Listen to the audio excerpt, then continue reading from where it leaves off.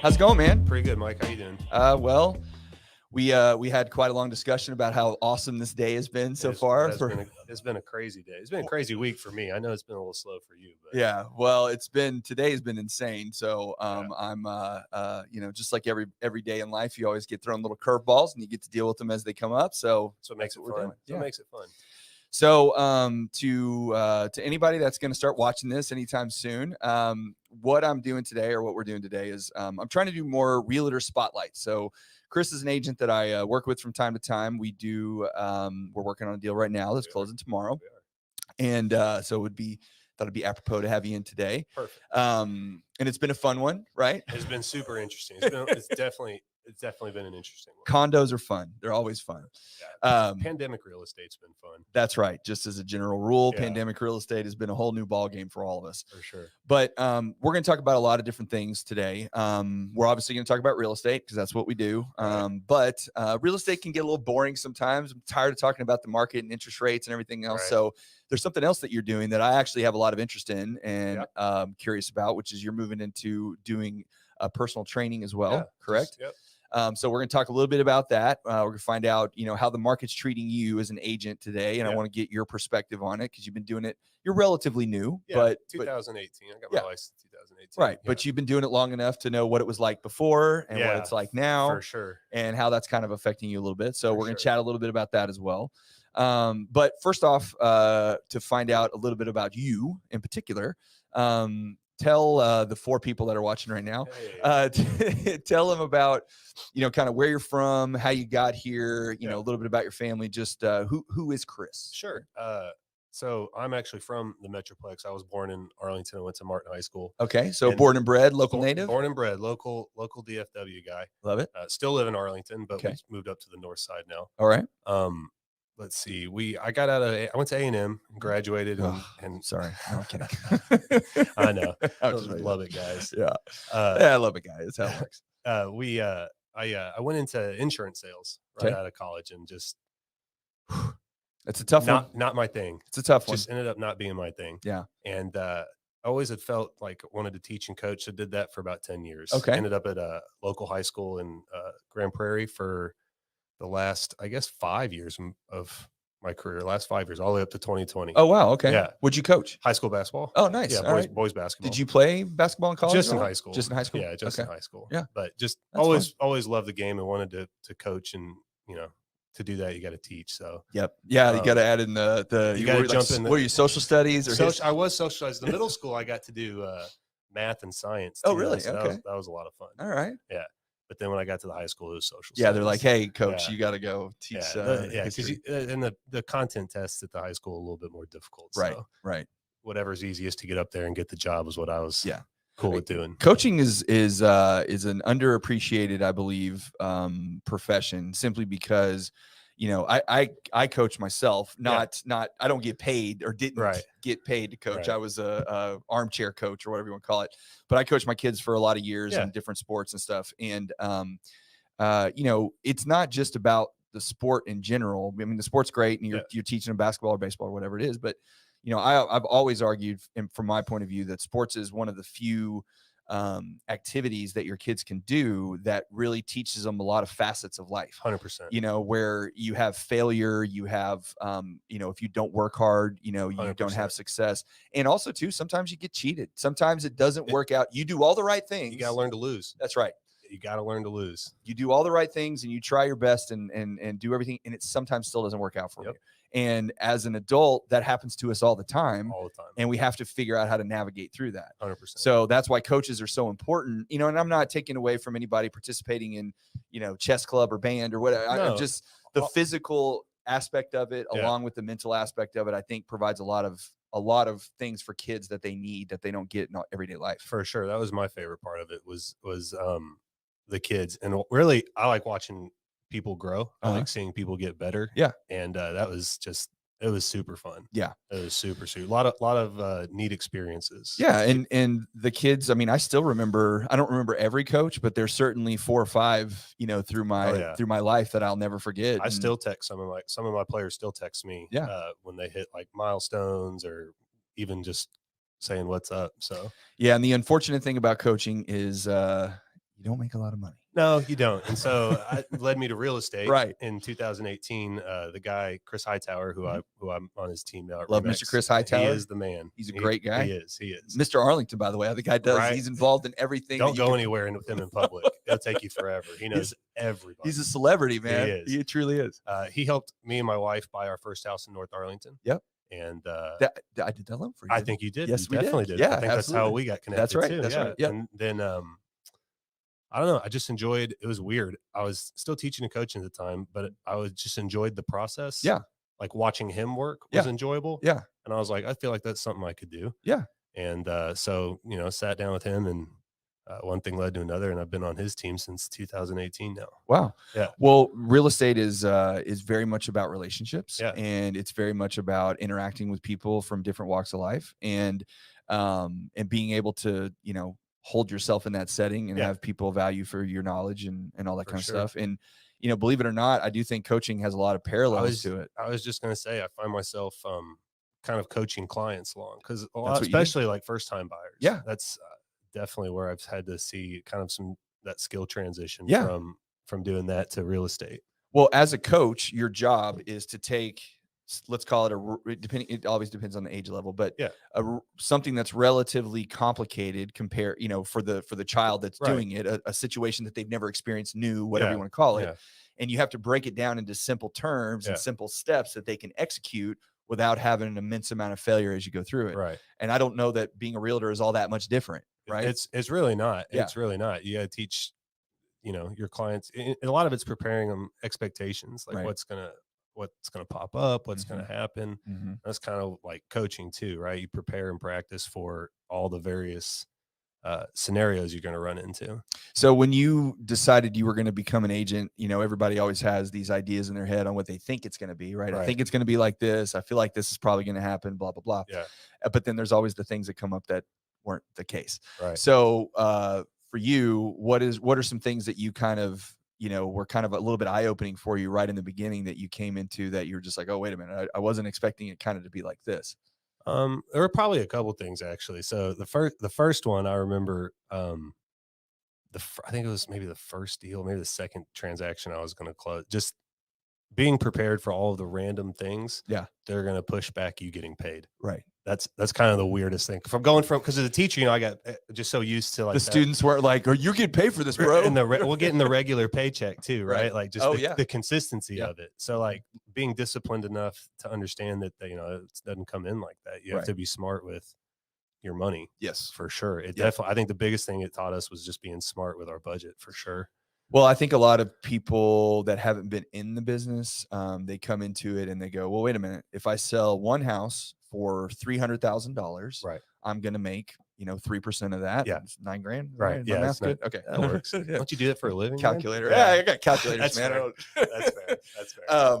But and you're like, well, that's amazing. I don't make $9,000 in a month ever. Yeah. That's 2 months or whatever worth of a paycheck. Yeah, it is. That's as a public school teacher and coach, it's about 2 months worth of, at least at where I was in my pay scale, was about 2 months worth of work. That's right. Yeah. But what you don't know, or maybe but you don't really understand. It's kind of like, we know that there's, starving people all over the world, but until you actually physically go there and experience it, you don't appreciate the impact that it has, right? For sure. So when you're an agent, not that those things are compared. I couldn't think of another example. No, but I know what you mean.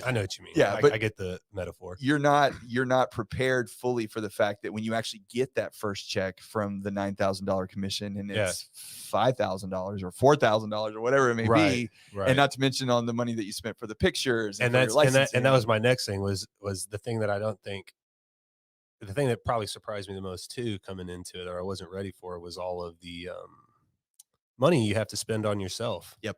It's an investment in yourself, I guess, really is what the way you have to look at it. Because if you don't, it just looks like you're, throwing money away. That's right. And if you're not working, you're not getting the return. And so it's very much like learning how to, eat what you kill kind of thing. Well, and it's and then being willing to like do the actual hunting part, right? Like, yeah. Well, that's the part they don't tell you. The activity, like activity, that's probably the biggest thing I've learned. And I did insurance sales, so I kind of get this whole sales way of thinking, right? Sure. Is it's activity always is going to end up leading to success. And so if you don't do the work, you don't do activity, you're toast. Yes. And that's the part in the real estate classes that they kind of leave out. Yeah. Is that it's, writing a contract is one thing, knowing the legal side of it, doing your CE, showing a house, how do you do lockbox, all those things, writing amendments. Those are all open houses. Yeah. Those are all stuff. part of it. Right.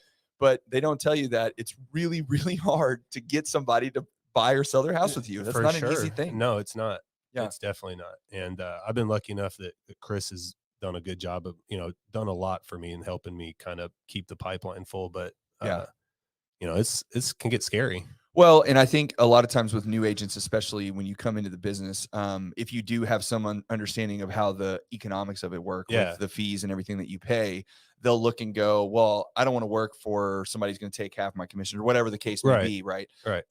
But they also lose fact that there is value in having a mentor and having somebody 100% that can put you on the right path. Hey, maybe one day you'll be on your own and you can do whatever, but to get started and get your feet off the ground and really be able to sustain for a period of time, you have to have someone holding your hand through the process, or else it's really, really tough. Yeah. I think I read something that it's like, if you can get past the 5th year in the business, a lot of times you can end up being okay long term. Yeah.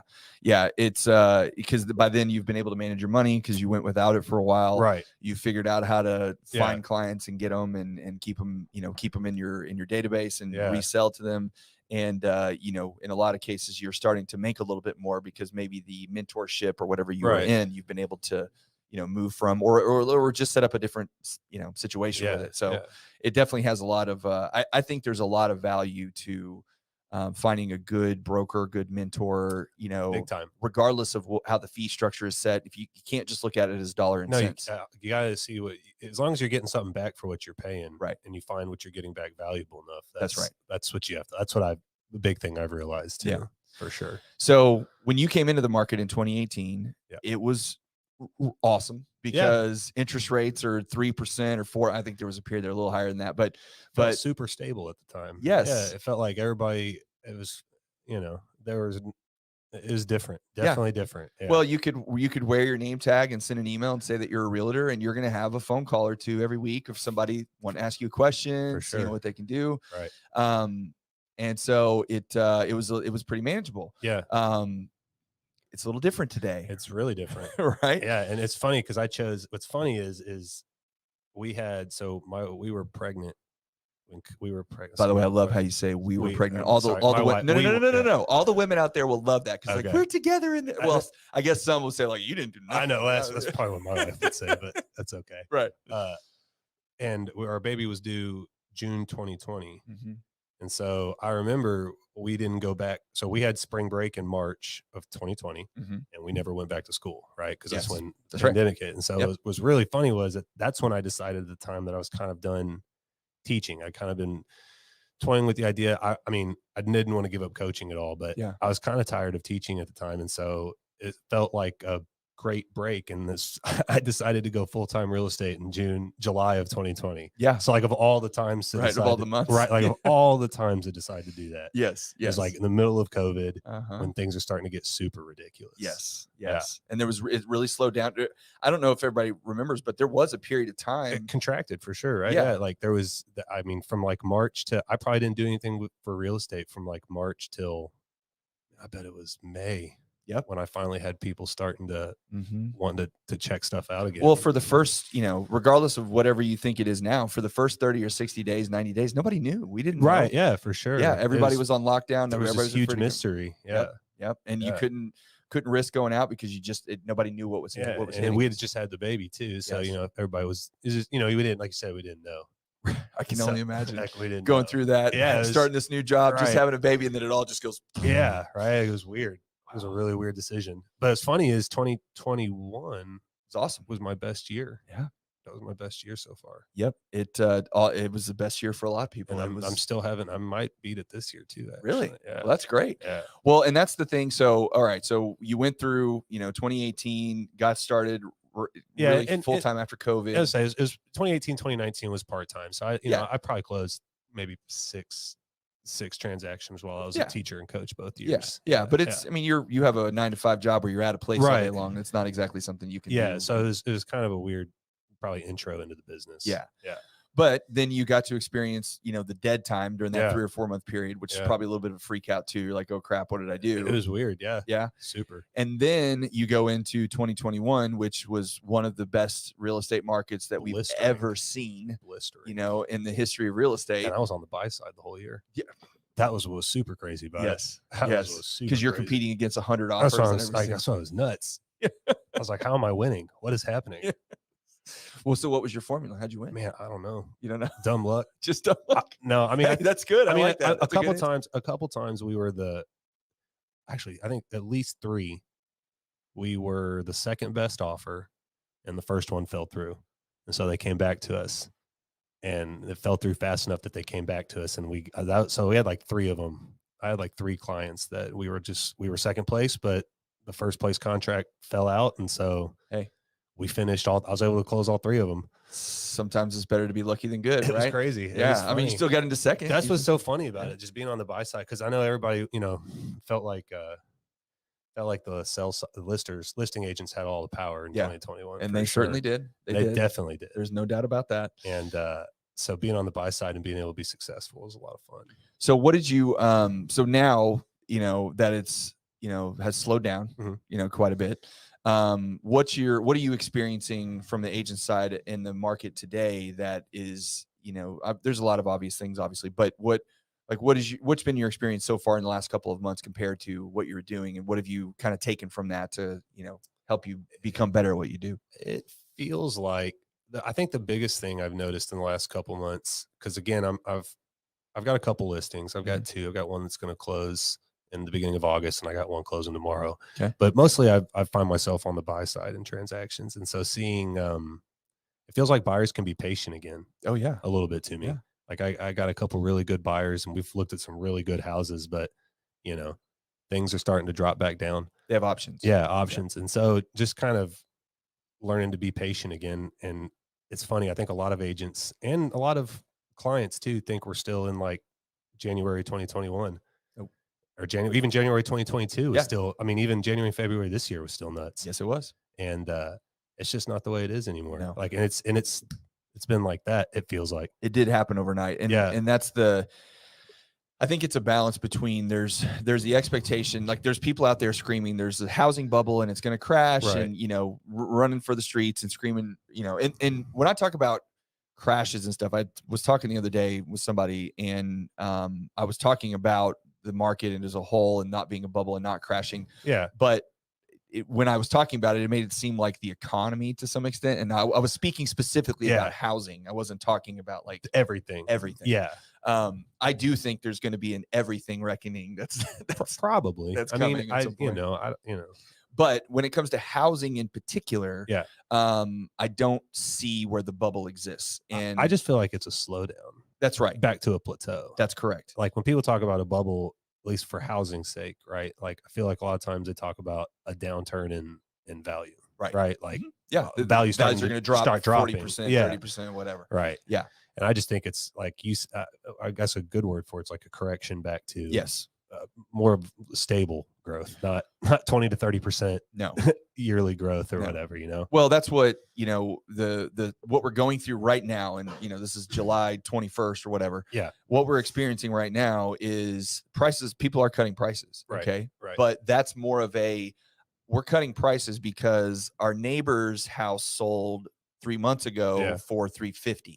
So I'm listing, when he listed it for $300, it sold for $350. Yeah. So I'm going to list my house for $370. Right. And people are going, no, I'm not going to pay $370 for my house. Right. And it's not because there's a bubble and it's a bursting. It's that the seller's expectation of what the market should be is not what it is. That's what I've seen change a lot. 'Cause like, especially on this listing I have in South Arlington, it's a really, it's probably a luxury property, but it's been, I mean, it's sat on the market for a while. It's been interesting to kind of watch, because if it's funny, if we had listed it sooner, like it probably would have come out, gone out a lot faster. It's just been really fascinating to watch, like the market change, especially having a listing on that originally you thought would move pretty quick, right? Based on what was happening at the time that you sit down. And again, it comes back to patience, right? Like I met those clients in February and we're going to close in August on it. So it just comes back to being able to, just be patient. I think that's the hardest thing is I think you have to figure out how to be patient. As fast paced as real estate is, I don't know. Well, in a normal market, it really takes about 30 to 60 days to sell a house. That's pretty average. We're used to 2 weeks to 14 to 30 days right now, right? Right. Like, yes. I was like, guys, it's not going to happen. No. Like we're not there anymore. No. Well, and like I said, we don't want to be there. I don't feel like that's it's unhealthy. Yeah. It's not good for the market. Felt very unsustainable. Well, I mean, a lot of people have been priced out. That's the problem. Right. You have people that can't afford a house now. Yeah. And the stat I saw was like 52% of homes in Tarrant County were bought by an investment company in 2021 or something. In Texas as a whole, it was like 33%. 33. Okay. And all of Texas were bought by institutional, not just investors. That was the thing they corrected for. Institutional, right? Like big banks, big institutions, not just mom and pop. Right. Run their own real estate rental play. Not those guys. No, like big 401k plans, correct, stuff like that. Right? Yes. Yeah. And those houses don't come back up for sale. Right. Those are going to just be. They'll be permanent rentals. Right. Forever. Right. Yeah. And that's what drove the prices up. That's what, so there had to be some level of correction that came into play. And again, the biggest change that we're seeing now is just that sellers, everybody's got to come to terms, right? Everybody's got to change the way they got to reshift the way we're thinking. That's right. And go back and kind of go, not back. We don't have to go back, but kind of back to a more stable way of. Yeah. Sellers have to understand that their house is worth what it's worth, and it's not going to be bid over. And buyers get to understand that. And I did something on this not too long ago, but I personally think, this is my opinion, that right now is the best time to buy a house that we've had in the last 5 years. I've been reading that everywhere too. I don't know if I can disagree with that. Well, because you're not paying $20,000, $30,000, $40,000 over the list price. Right. You're going to either get at list or possibly even under, or wait for them to drop the time a little bit. Yeah, absolutely. And yes, rates are high and prices are high, for sure, and all that stuff comes into play, and it makes buyers a little hesitant to get in, but you can always refinance your interest rate. Right. You can always give it a year or two and then come back. Well, because that massive crash that would cause the rates to change quite a bit. That's true too. Right? Yeah. That's how the Fed stimulates the economy. They bring the rates back down. Right. So, it's just, and the other thing I think that gets lost in the shuffle again for right now is just that, you've probably experienced this when you went through, I think 2018, maybe 2021 wasn't this way. 2020 wasn't really this way because it was just feverish pitch like 24/7. Yeah. But I've been doing this for 12 years. And I think if you even ask Chris Hightower, he will tell you that in the summer, we all think, well, summer's the busiest time. And it is, but it's really busy on the front end of the summer and it's really busy on the back end of the summer. In the middle of the summer, it's not.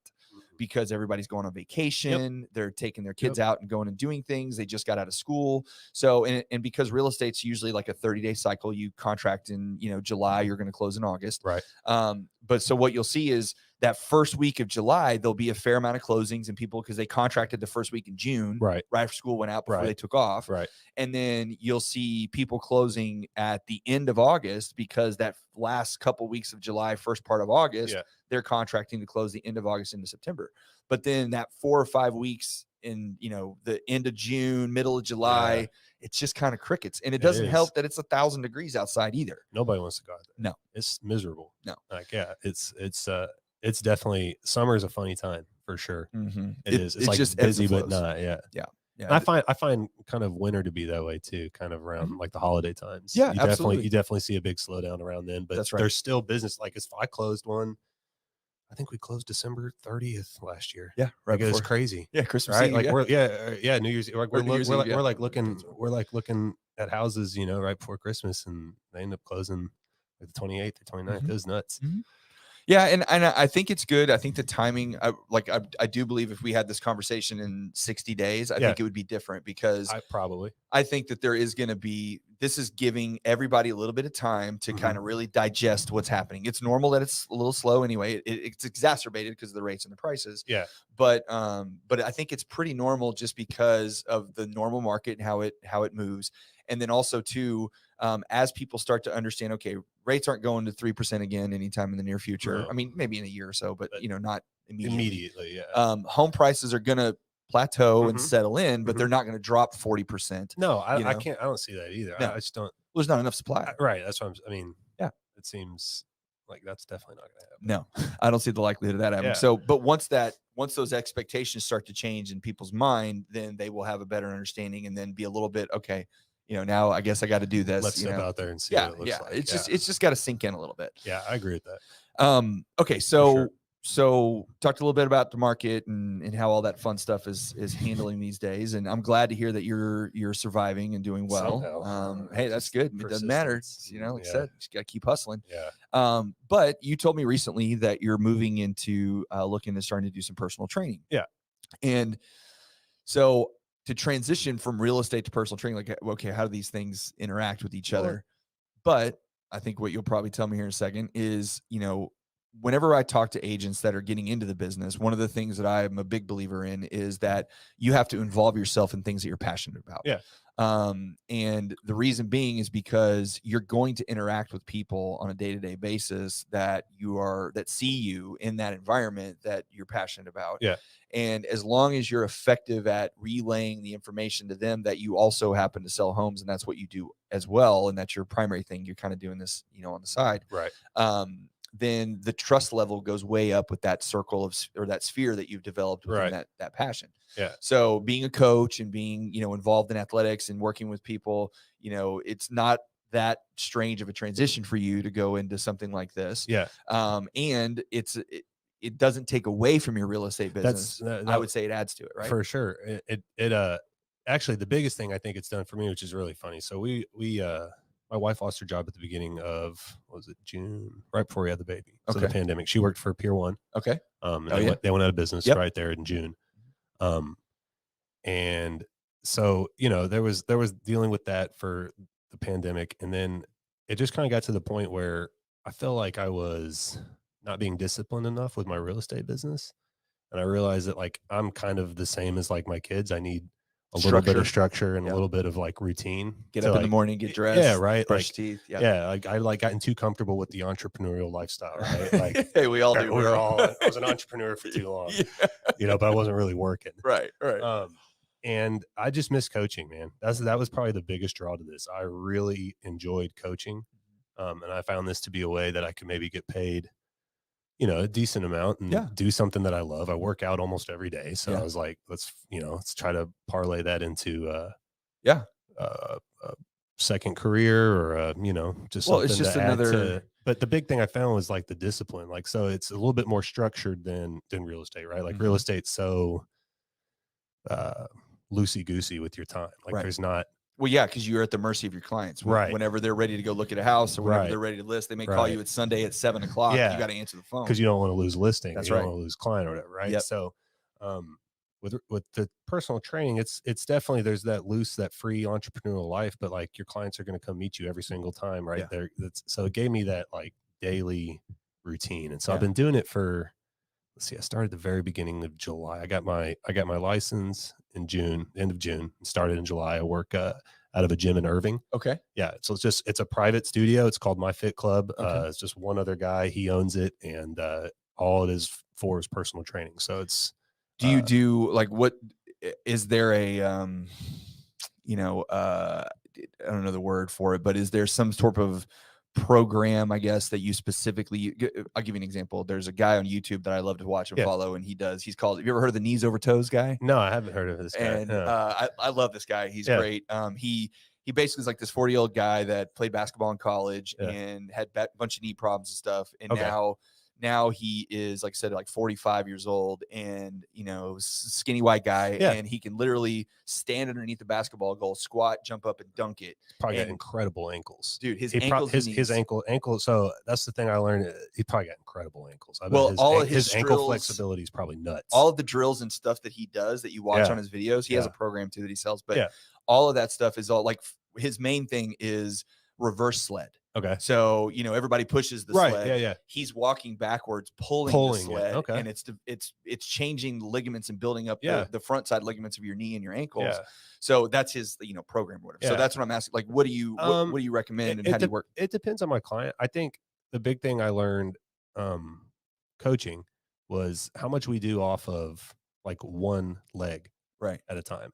Right. Like when you're playing sports, like all lateral movements, you're all exploding off of one leg. You're doing a layup, you're jumping up. You jump off of one leg, right? Like if you're cutting in football, you're cutting off of one leg, right? Like, so a lot of people I think forget to do isolate like one side when they exercise. A lot of compound, like especially doing legs, right? Like everybody Sure. squats, everybody does all the 2-leg stuff. Right. So I found when we were coaching, a lot of times the way to prevent injuries was doing a lot of single leg stuff, single arm stuff. You're building stability in your joints, right? Using mostly dumbbells, trying to build the stabilizer muscles and stuff like that. So incorporating as much one leg, one arm exercises as possible. Okay. Is kind of what I like to do.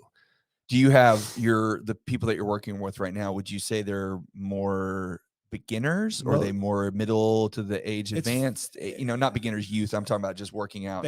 They all have some athletic like background. Okay. A lot of people I find that, and this is true of the guy I work with clients too, because I like to ask people questions, always picking people's brains and stuff. So a lot of people it's a lot of times it's people that just don't have the dedication to get to the gym themselves. They may be their accountability partner. Right. So they may be fit, they may be athletic, they may have been athletic. But a lot of times it's either that or nervous to go work out in front of other people. There's a lot of people. It's funny. There's a lot. I mean, it's not funny, but I get the anxiety for sure. Absolutely. But there's a lot of people that's a big reason they don't go work out is they just don't want to go be in front of other people. Yeah. And so that's kind of the benefit I've noticed of the gym that I work out of is it's very private. So it's just me, my client, and either him and his client or just us in there at a time. What do you think? Because this is again, I don't work out as often as you do, but I try to as much as I can. My wife and I do hot yoga. Okay. I do some kettlebell stuff at home. I love yoga. A lot man. of body weight. Wife and I do a lot of yoga. Oh, do you really? YouTube. Yeah, we've got a YouTube channel that we follow that we like a lot. Man, I'll tell you what, I got into, my wife was doing yoga for a little while, and I was like, guys, like, come on, man. Yoga. Yoga's no joke. It's no joke. It's no joke. And when you turn the temperature up to 110 degrees and the humidity makes it feel like 130, you're about to die. It's no joke, man. I don't care what anybody says. So I started incorporating some of it with my basketball players. Yes. Freshmen, so 14-year-old boys, right? Yep. So I'm like, all right, we're going to start. So funny to watch. Oh yeah, they can't do it. I'm like, well, even just mentioning yoga, they're like, oh man, like, come on, we're not gonna waste. Like, they don't understand. But then when you get them down and you start getting them to try to like do poses, and they think they're like, big athletic, bad boys or whatever. Man, humbling. Well, it's very funny. Humbling. It's funny you say that. We have a gym that we go to in Arlington. My wife goes all the time. I'm like once or twice a week, maybe, maybe 3. But we will have, we know a lot of people in there because it's very much the same people are there all the time. Regulars, right? Yeah. And but every once in a while you'll have some people come in and I do the Bikram Yoga, which is I think it's a certain amount of poses. I don't remember the number. My wife like, it's this many poses. She's got it down. She's got it down. Yeah. But it's the same poses. You do the same thing every single time. It's no different, right? Okay. And some people are like, well, that's boring. Well, for me, it's not, because you're getting your butt kicked to such a degree that I don't want to think about what I'm having. You like knowing what the routine's going to be. Yes, here's what's coming. Here's what I can expect. I can wrap my brain around it. Yeah. But we had a thing where the other day, it was probably about a month ago, these high school kids showed up. They were football players. Yeah. And there was like 3 or 4 of them, and they're all, kind of ripped up and ready to just dominate the room. Right. And, in this room, it's, first off, I'm one of the few guys that are there. For sure. It's right? mostly women. Mostly women. Yes. Yeah. And it's women, it's not what you think, it's not like these yogi people that have been doing it for 30 years and can put their These are just normal ladies that are there putting in the sweat. And by the way, they kick my ass all the time. Oh, dude, it's incredible. Like, I think I'm such a big, tough athlete, and we could do yoga. My wife whips me. Oh, man. dude, it's not even close. I hold my arms up. Like I'm like over here shaking, man. Yes. And I like do all kinds of stuff for my core. I can't sit on a yoga plank for 20 seconds. So it's crazy. So these kids come in, and one of the things that you do with Bikram is there's the breathing thing that you start with. You like raise your arms up and tilt your head back, and it's a whole, and there's a process to it. So, but it's really simple. Like you're just breathing. Yeah. And then the next one is like you put your arms over your head and you kind of bend side to side. It's, they have all Kashtadankaranga. I don't know. Yeah, all that stuff. Right. Yeah. And so before the class starts, and it's hot in there, when you go in, and the guys come in and they're kind of like, it's a little warm, but they're like doing push-ups and they're stretching and kind of getting real, like just working up a big sweat. Right. And everybody else in the room is sitting quietly, getting ready to just get whipped. Right. Yeah. And these guys are they're getting after it. And we're all kind of like, okay.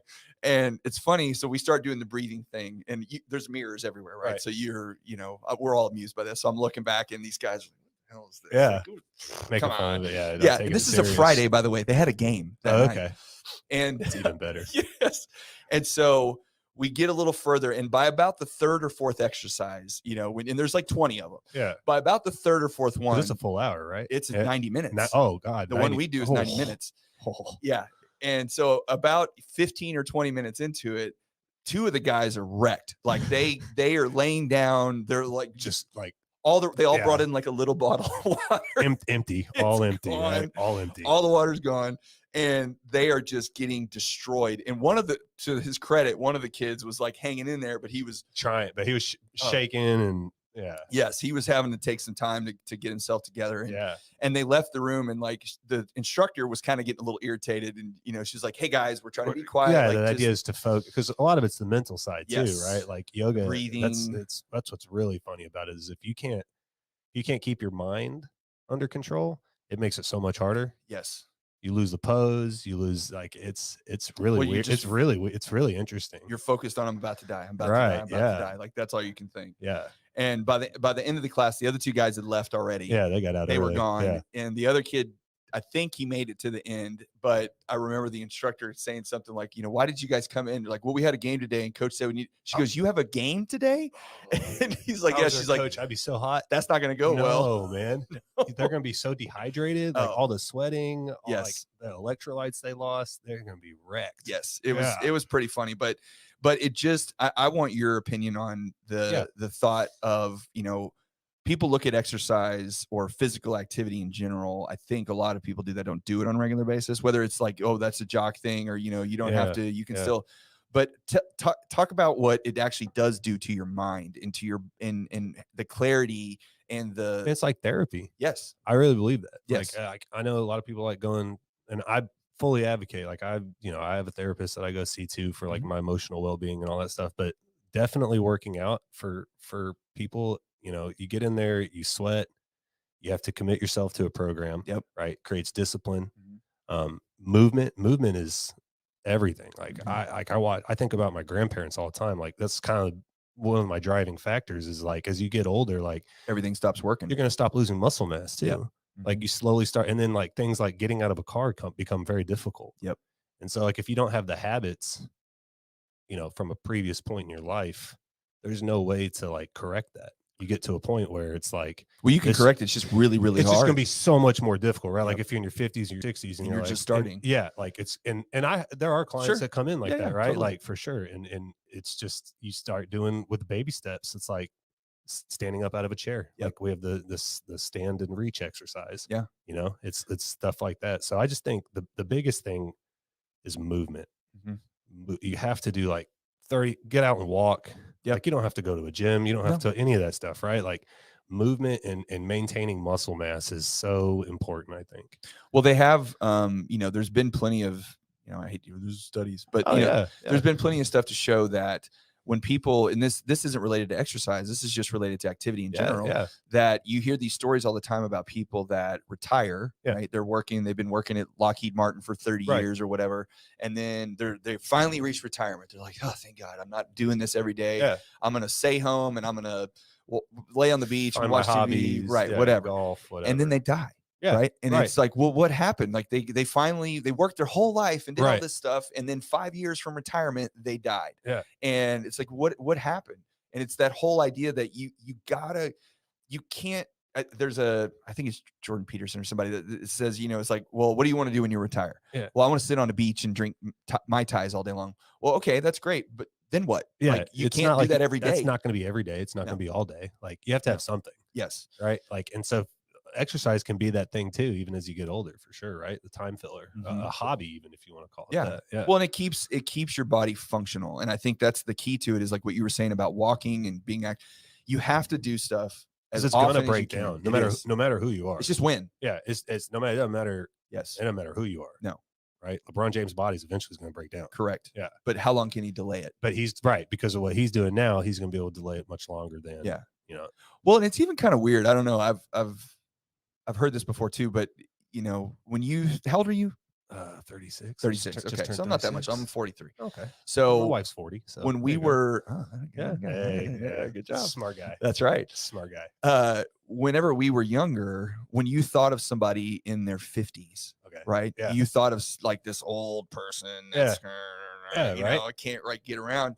But now, I mean, and I'm not just talking about just anybody. Now, if somebody's in their 50s, now granted, it's perspective of how young you are and all that, but you look at them, and if they've taken care of themselves, people look great in their 50s. No, like it's just about taking care of yourself. Yes, like 100%. It's about you know, whatever you want to call it, self-care or whatever it is. You have to maintain just like you get your oil changed in your car, and you get your car tuned up.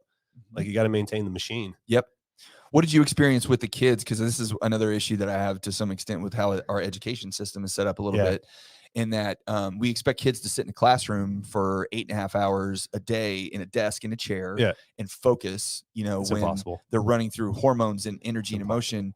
When if we took half of that day and put them outside and got them active and doing stuff, and you know, I joke about my son's a spaz, and I joke with him, my wife, all the time. I'm like, I'm just gonna go send him outside to run some laps, because then I can talk to him, because all that energy's gone. All that energy is pushed out. You know? So what did you experience that with being a teacher and a coach? And I think the funniest part about, at least in Texas, or at least in the DFW area, is a couple things.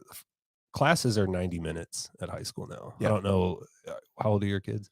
12 and 14. So middle school. Yes. Well, freshman. My daughter's going to be a freshman, and my son are they block schedule for classes? Yes, they are. So it's an hour and a half. I'm pretty sure. Right. Yeah. I don't know. My wife handles all that. That's okay. So if they're on a block schedule, they're Mansfield, right? Yes. Yeah. So I think they're on a block schedule in Mansfield too. Man, 90 minutes is crazy to me. Even as a teacher, it's a long time. Like even as a teacher, man.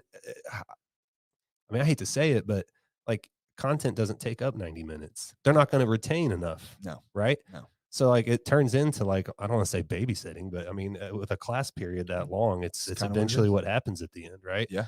So I think the first thing would be like figuring out a better way to do the schedule. Yeah. Not having kids sit for 90 minutes in a class. It's just impossible. It's stupid. I mean, how in the real world, in any kind of job, how often do you just sit for 90 minutes? Right. Go do a real estate webinar with whatever. And for night. Yeah. Those see how that goes. Asleep in 20 minutes. Or on their phones or doing business in the hallway. Right. Yes. Or like even my wife, who worked, you know, Pier 1, which would be, I guess, like your typical like office type job. She's not sitting at her desk for just 90 minutes being quiet. No. Right. No. Meetings, reports. You're always doing something. Yes. And you can't fill up the time with world geography for that long. Especially not kids raging with hormones. And energy. And they want to do. And then the other thing is high school start. What time y'all start? What's Mansfield start time? I think it's actually a little bit later. I want to say my daughter has to be there by like 8:30, but my son has football practice starting in August, and he's got to be there at 6:40. 6, high school class started at 7:35. That's crazy. That's insane. It's crazy. 14-year-old to 18-year-olds trying to get them to come. Well, first period's a wash, man. They just need to go to bed earlier. Please stop. First period's a wash, man. Yes, it is. You can't like the first. They're just waking up 7:30, right? Yeah. Like nobody's jobs. I mean, I know there are hourly jobs. Everybody has shifts that start. Sure. Right, but for the general consensus, nobody's really starting work at 7:30. They may be there, but they ain't doing anything. No, right? Yeah.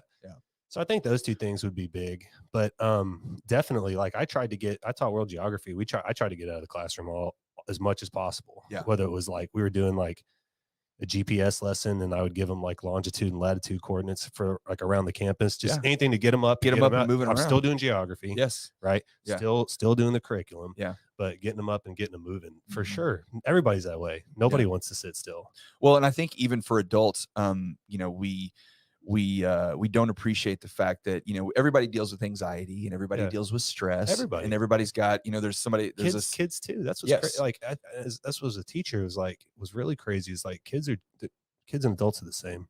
Well, there's a saying that, you know, whatever the worst thing you've ever experienced is still the worst thing you've ever experienced. Right. Meaning, you may have stubbed your toe and that's the worst thing that's ever happened. You wrecked. To you, that's still the worst thing you've experienced. Still the worst thing you've experienced. And the emotions and the feelings don't change. No, they're the same. And that's where I think what you're doing with training and exercise is you have to shift people's mindset of like, you want to talk about a stress reliever and something to clear your brain. Yeah. Go wreck yourself in a hot yoga studio for 90 minutes and you will come out with no concerns. Go play some pickup basketball. Go just run around a track. Go hammer into a tire. Yeah. Like, it doesn't matter. No. Do something. You have to get active. It's important. Yeah. I think it's really important. That's it's been fun, like, to see these clients, some of them I've started with, like, you know, I've been working with a couple of them for like a month now or whatever.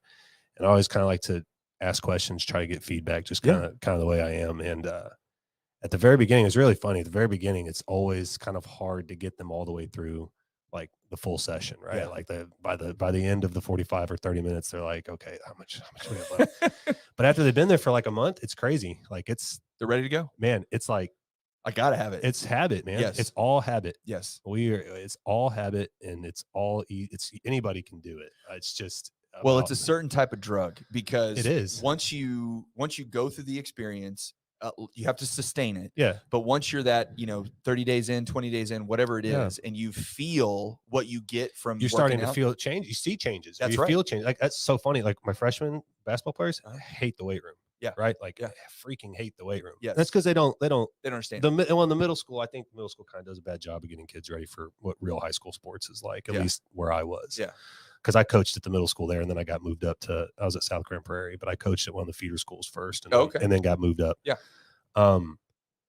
But they, it's so funny. So like the beginning of the year, that's so hard to get them to work out and like stay focused and take it seriously. So I like trick them. So we just do a lot of, like, at the very beginning of the year, we'll knock out we do a ton of bicep work. Yeah. And a ton of ab work. And I'm serious. The second they start seeing just a little bit of definition or muscle, man, they freaking fall in love with it. Yes. It is so funny. Well, and you want it. Like, once you don't do it, well, my wife and I will find if we go a week or two out of it because we're on vacation doing whatever. Yeah. By the time we're back, we're like, man, we got to get back because I can feel it. And you're like, you kind of hesitant about it, but then like once you first get in there, you're like, man, this feels good. Well, I do think that, again, anybody that I think has a different point of view would look at it and go, oh, well, you're doing two things. And I say, nah, I don't see that, because I mean, how can Kim Kardashian have a reality TV show and also have a product line where she sells a bunch of product lines, right? Yeah, like, exactly. Yeah, like, so just because you're doing more than one thing, if those things complement each other and add to a bigger pot of you as an entrepreneur and someone that's out there making your own way, because listen, nobody wants to be the 9-to-5 guy working for the and that's what I hated about the teaching and coaching thing. And it's because I realized I just want to coach. Yep. I don't really want to teach. Yep. But I have to be here from 7:30 to whenever school got out at 2:45. Yep. And it wasn't like hate, but it was like your heart's not in it. No, like, I love the kids. Like, I love sitting in there. Like, I love sitting in the classroom and jack around with the social studies kids too, right? Like, not just the athletes that I had in basketball, but it was like really just waiting from 7:30 to 2:45. And then I finally got to do what I loved. Yeah. And then I was going home. And you're back. And then I was back to it. Yep. And then it was like during basketball. And then during basketball season, it was like 6 to, on a game night, we can get home till midnight. Yeah. A 5-year-old or a 3-year-old at the time, and about to have a 1-year-old. And I was like, dude, thrilled. Not even that. I was miserable, man. It's so funny being home around for my second kid as much as I've been around. You realize all the stuff you may have missed. Or like how much more easy, or how easier it's been to like create like it's a relationship, because I wasn't around for the oldest one. So it's funny just to see the difference that even has. Yeah. And it's like, man, I wish I'd been around more at the beginning, but Well, I think what you're doing is great. I think, we need to diversify ourselves and get involved in things that we're passionate about, because I do think it adds to your real estate business. It builds clientele for you. It builds people that see that you're passionate about what you do and the training side of things and the coaching side of things. I mean, I have a large group, I've coached a bunch of kids for a lot of years, and their parents and their grandparents and their aunts and uncles, they've done loans with me. And, so it's just another facet of your business that is you're fortunate enough to have it be something that you really enjoy. And I think that anybody would say, oh, you're doing this, but I'm like, no, that you're not. You're doing all things really well, and it solidifies the time management skill. Yes, which is all you really need to be an entrepreneur, man. Just be able to manage your time. Just be able to take care of it. Yeah, if you can take care of your time, you'll be all right. Yeah, and so I think they do complement each other. It was kind of an easy, almost felt like a no-brainer. Yeah, absolutely. Honestly, Well, I much appreciate you coming in here. Yeah, man. I appreciate down with me for sure. almost an hour here. For sure. And just rambling on. We had 5 get up there on the live. Yeah. Well, that's all be looked at later. We got 5 people. That's right. Well, thank you very much for coming in. Anybody that picks this up later and watches it all to the end, please call Chris for all your real estate needs and all your personal training needs, because he will drag you in there and wear you out. We'll get it done. That's right. And you'll love it once we get. Give me 30 days. Yes. Give me 1 month. That's it. And he'll get you addicted to it, right? For sure. The good drug. The good drug. The good stuff. Yeah. All right, brother. Well, I appreciate it. We're going to shut it down now, and we'll see you soon. Appreciate it, man. Yep.